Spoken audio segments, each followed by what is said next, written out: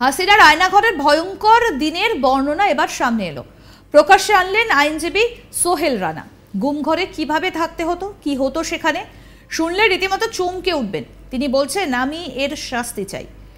কোনো সরকারের সময় কেউ যেন গুম না হয়, এটা এতটাই ভয়ঙ্কর। শেখ হাসিনার নির্দেশে হতো, শেখ হাসিনার নাম নিয়েই অত্যাচার করা হতো। উচ্চস্বরের ডিজে মিউজিক চলতো। আমি 2015-তে গুম হয়েছিলাম, আমায় মেরে ফেলার জন্য রাখা হয়েছিল, নির্মম নির্যাতন করা হতো। আমার মনে হয়েছিল আমায় মেরে ফেলবে। 4 মাস 3 দিন হাত চোখ বেঁধে রাখা হয়। দিনে 2 মিনিটের জন্য টয়লেটে যেতে দেওয়া হতো। আমায় পরে টয়লেটের মধ্যে রাখা হয়, 1 মগ পানি দেওয়া হতো, সেটাই টয়লেটের জন্য, আবার খাওয়ার জন্য। কি বলছেন আইনজীবী সোহেল রানা, শুনবো তার কথা। শাস্তি চাই এবং আমি এটা আগামীকালকে আমি হাইকোর্টেও এটা রিড করবো ইনশাল্লাহ। আমি চাই কোনো গভর্নমেন্টের সময় যেন কেউ কখনোই গুমের শিকার না হয়। শুধু আমাকে যারা গুম করেছে আমি চাই যেন তারাও যেন কোনো সরকার তাদেরকেও যেন গুম না করে। এটা এত ভয়ঙ্কর, এত নির্মম। আমি হুকুমের আসামি হিসাবে অবশ্যই প্রাইম মিনিস্টার এটাতে অবশ্যই এটা ওনার নির্দেশনা ছিল, কারণ ওখানে যাকে গুম রাখা হতো বলা হতো যে শেখ হাসিনার জন্যই আমরা করতেছি, এবং আমাকে মানে বেগম জিয়ার আমি একজন সমর্থক বলা হতো যে তার মতো এরকম নেত্রী কেন সাপোর্ট করতে দেওয়া হবে না। শেখ হাসিনাই মেইন, এবং শেখ হাসিনার নির্দেশে তারাই যখন আমাকে টর্চার করতো তার নাম নিয়েও বলতো, হ্যাঁ, এবং তারা সব শেখ হাসিনার একদম ঘনিষ্ঠ লোকজন, এটা বোঝা যেত। কারণ তাদের মানে এত রাগ কিসের, মানে এমন রাগ মনে হয় আমি তাদের ব্যক্তিগতভাবে কোনো আক্রোশ।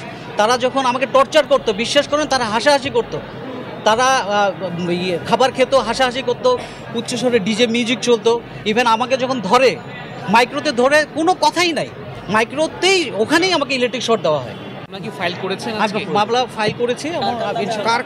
আমি প্রথমে সাবেক প্রধানমন্ত্রীর নাম দিয়েছি, তারপর স্বরাষ্ট্রমন্ত্রী এখানে আছে সাবেক, তারপর শহীদুল ইসলাম আছেন, তারপর র্যাবের মহাপরিচালক সাবেক বেনজির আহমেদ। মোট 26 জন। আমি 5 জন আসামি করেছি, আর বাকি 20 জন অজ্ঞাতনামা হিসেবে। কোন কোর্টে ফাইল করেছেন? আমি 22 নম্বর কোর্টে। কোর্ট কি বলেছে?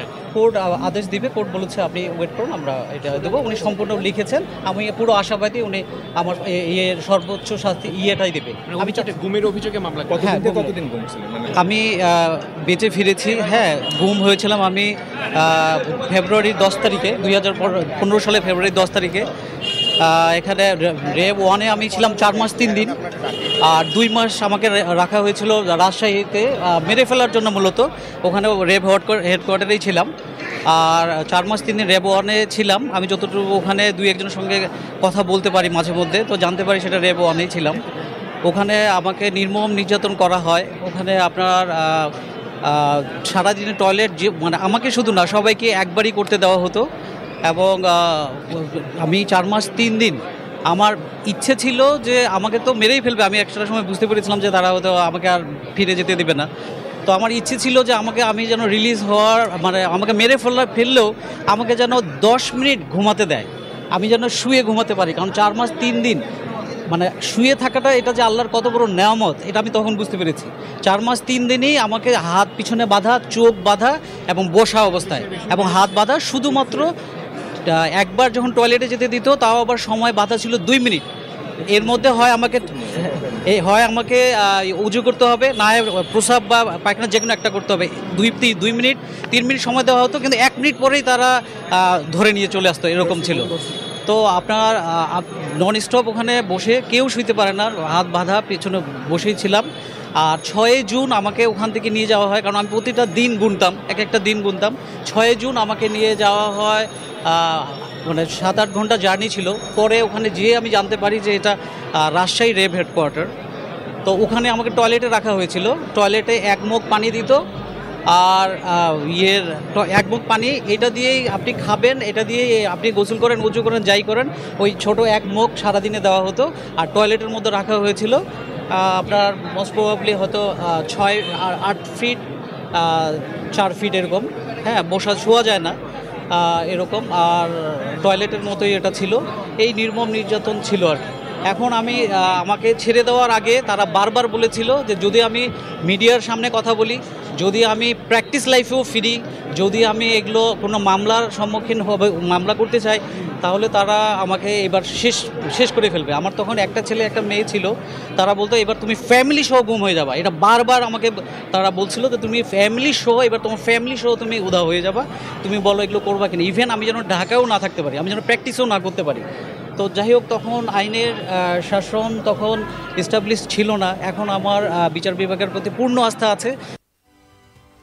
আয়নাঘর কি এবার সেটা আপনাদের বলবো। আয়নাঘর শুনতে যতটা সাদামাঠা ততটাই রহস্যময়। শেখ হাসিনার আমলে তৈরি এই আয়নাঘরেই মানুষজনকে লুকিয়ে রাখা হতো। এই ঘরে কোনো আলো বাতাস ঢোকে না, সেখানে সারাক্ষণ ঘর ঘড়িয়ে চলে ফ্যান। শেখ হাসিনা বিদায় নেবার পর কথা উঠেছে আয়নাঘরের বন্দীদের মুক্তি দেওয়া হবে। কাদের রাখা হতো এই আয়নাঘরে? হাসিনার আমলে বিরোধী দলের বহু নেতাকর্মী নিখোঁজ হয়ে গিয়েছে। তারা কোথায়? তাদের কোনো হদিশ নেই। এমনকি সেনাবাহিনীর লোকজন রয়েছেন ওই তালিকায়। আয়নাঘর আসলে গোয়েন্দাদের একটি গোপন বন্দিশালা বা ডিটেনশন ক্যাম্প। বাংলাদেশের মানবাধিকার সংস্থার খবর অনুযায়ী 2009 সাল থেকে 2021 সাল পর্যন্ত মোট 605 জনকে রাখা হয়েছিল। এদের অনেকেই বিএনপির সমর্থক, এদের অনেককেই জঙ্গি বলে আটক করা হয়।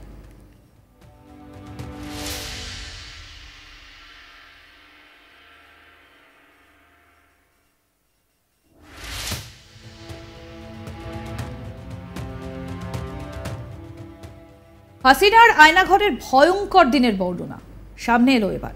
প্রকাশ্যে আনলেন আইনজীবী সোহেল রানা। গুম ঘরে কিভাবে থাকতে হতো, কি হতো সেখানে শুনলে রীতিমতো চমকে উঠবেন।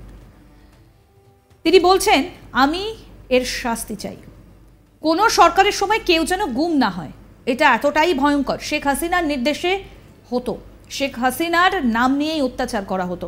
উচ্চস্বরে ডিজে মিউজিক চলতো। আমি 2015-তে গুম হয়েছিলাম, আমায় মেরে ফেলার জন্য রাখা হয়, নির্মম নির্যাতন করা হয়। আমার মনে হয়েছিল আমায় মেরে ফেলবে। 4 মাস 3 দিন হাত চোখ বেঁধে রাখা হয়। দিনে 2 মিনিটের জন্য টয়লেটে যেতে দেওয়া হতো। আমায় পরে টয়লেটের মধ্যে রাখা হয়। 1 মগ পানি দেওয়া হতো, সেটাই টয়লেটের জন্য, আবার খাওয়ার জন্য। আসুন শোনাই তার অভিজ্ঞতার কথা। আইনজীবী সোহেল রানা কি বলছেন, আরেকবার শুনুন। শাস্তি চাই এবং আমি এটা আগামীকালকে আমি হাইকোর্টেও এটা রিড করবো ইনশাল্লাহ। আমি চাই কোনো গভর্নমেন্টের সময় যেন কেউ কখনোই গুমের শিকার না হয়। শুধু আমাকে যারা গুম করেছে, আমি চাই যেন তারাও যেন কোনো সরকার তাদেরকেও যেন গুম না করে। এটা এত ভয়ঙ্কর, এত নির্মম। আমি হুকুমের আসামি হিসাবে অবশ্যই প্রাইম মিনিস্টার এটাতে অবশ্যই এটা ওনার নির্দেশনা ছিল। কারণ ওখানে যাকে গুম রাখা হতো বলা হতো যে শেখ হাসিনার জন্যই আমরা করতেছি, এবং আমাকে মানে বেগম জিয়ার আমি একজন সমর্থক বলা হতো যে তার মতো এরকম নেত্রী কেন সাপোর্ট করি। দেখতে থাকুন আজ তাক বাংলার ইউটিউব চ্যানেল, সাবস্ক্রাইব করুন।